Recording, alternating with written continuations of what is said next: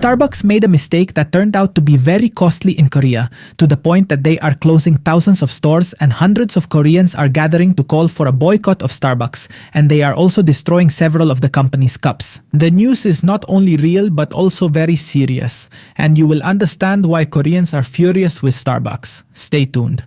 Starbucks is facing one of the biggest reputational crises in its history after a controversial campaign in South Korea that sparked a wave of criticism. Just take a look. Starbucks is closing 2,000 stores in South Korea after the controversial campaign and has also fired its CEO. In other words, this got completely out of control. It got out of control, it was crazy. South Korea is boycotting Starbucks over a campaign about something terrible. We're about to take a close look at the serious mistake Starbucks made, but first, let's see this.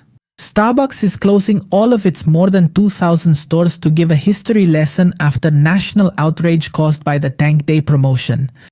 On June 22, the staff will be able to watch lectures about the uprising of something terrible that happened in 1980 in South Korea, something that has caused a lot of pain to the South Korean people.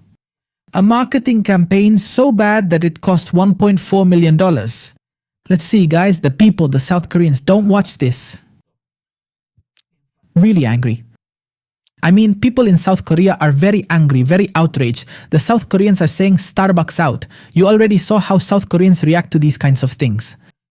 I mean, if not, just ask the South Korean national team how crazy people got when they were eliminated from the World Cup.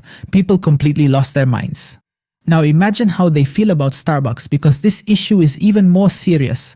Because look, soccer is still just a sport, simply entertainment to enjoy and distract yourself for a while. But this is disrespecting the nation.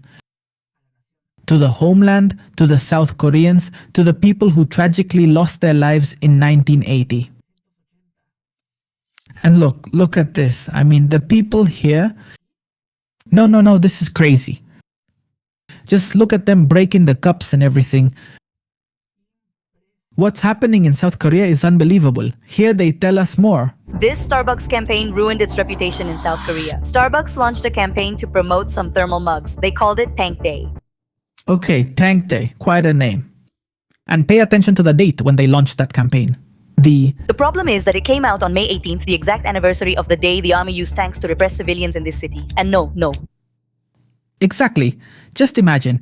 It's unbelievable what they were thinking. It almost seems the campaign was intentional. It wasn't just the name. The campaign slogan was something like, "Hit it on the table." A phrase that for many Koreans sounded exactly like the official version that was used to cover up the death of a student who was tortured in 1987. When this came to light, people didn't just stop buying. Boycotts began, and viral videos showed people smashing Starbucks cups in the street. Imagine that. The company admitted something that almost no brand says out loud. That slogan was generated by an AI and no one double-checked it. Be careful, the issue is now historical memory, not artificial intelligence, since AI lacks social norms and doesn't recognize which dates are sensitive in each country. When a brand delegates without real human oversight, any mistake is the brand's, not the machine's. Let me tell you something. You clearly heard what the girl in the video said. And when a brand delegates blah, the mistake isn't the machines, it's the brands. Okay.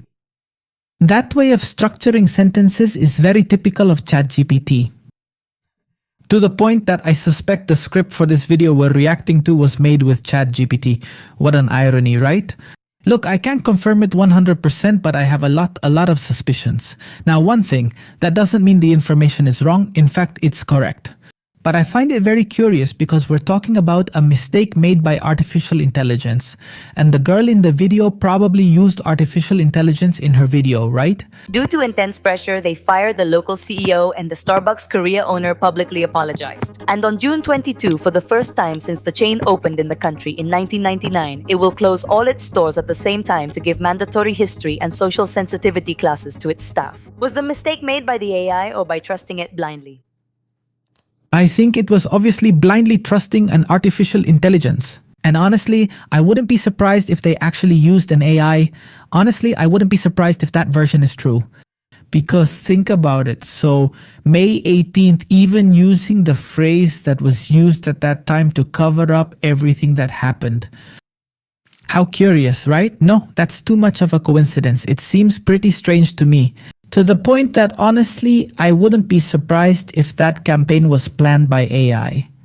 Amazing. Cheap things can turn out costly. Let's see what people are saying. Starbucks closed 2,000 stores in South Korea and also fired its CEO. Incredible. But be careful, this is the CEO of Starbucks, okay? The global CEO. No, he wasn't fired. The one who was fired was the CEO of Starbucks in Korea. Incredible. This happened due to a single bad ad campaign. One of the worst campaigns in history from my point of view. I mean, it's not as bad as the one Pepsi did back in the day. Yes, it was Pepsi. Pepsi in the Philippines. No. The thing with Pepsi in the Philippines. One day we should talk about that marketing campaign, which was a total disaster. No, I think there were even people who died. Just imagine that. But that's another story. The point is that this campaign is definitely already one of the worst in history. Yes. The truth is they really went too far. First of all, let's make something clear. They closed the stores for 3 hours to give all their employees sensitivity training. More than 24,000 employees. What happened is that on May 18th of this year, they decided to hold an event where they were going to promote one of these large tumblers called Tank. Okay, now my question is very simple. Why close the stores for so many hours to give awareness training to their employees when the mistake was actually made by the marketing team? Because they're dumb. And it was also a mistake to trust artificial intelligence. What do the employees who are in the store, inside the shops, have to do with it? Nothing. They simply do that to say, look, we're so committed that we're going to learn and teach our employees that we have to value the nation and the country, the homeland, blah. In the end, it's all just nonsense. That's reality. Anyway, let's continue. Like a tank, and that's why they decided to call it Tank Day. Up to that point, everything was fine. What was the problem? That on that same day, May 18th, but in 1980, the Korean government used tanks to attack its own civilians. Exactly. I mean, just imagine. Really intense. Same day, but in 1980, I mean, right on the anniversary. I mean, it's a pretty dark day in the history of South Korea, and that's why naming the thermos at Tank Day, on the day when tanks were used against civilians, well, it wasn't in good taste. Okay, to give an example, especially for those watching me from Mexico, let's suppose Starbucks Mexico launches a gun-shaped thermos called the Tlatelolco Thermos, and it comes out on October 2nd. And to top it off, the main phrase of the marketing campaign is, "Today was a sunny day." How do you think Mexicans would react? Obviously, there would be total outrage. Or even, I don't know, for people in Argentina, imagine they launch a Malvinas thermos, right? And they put the English flag on it or something like that. It would be crazy, right? It would be unthinkable. Well, that's what Starbucks did in South Korea, just so you can understand how serious the situation is. It's total madness and makes no sense. That's why it became such a big deal, right? For 3 hours, they had to educate and scold every employee, even though the 24,000 workers weren't at fault. Of course not. I mean, they actually had nothing to do with it. But it was kind of the method that Starbucks found to apologize to people. Everyone. But even so they would know that in South Korea, that's not something you mess with, okay? What do you think about this news? Do you think the Koreans' outrage at Starbucks is justified? I'll read your comments.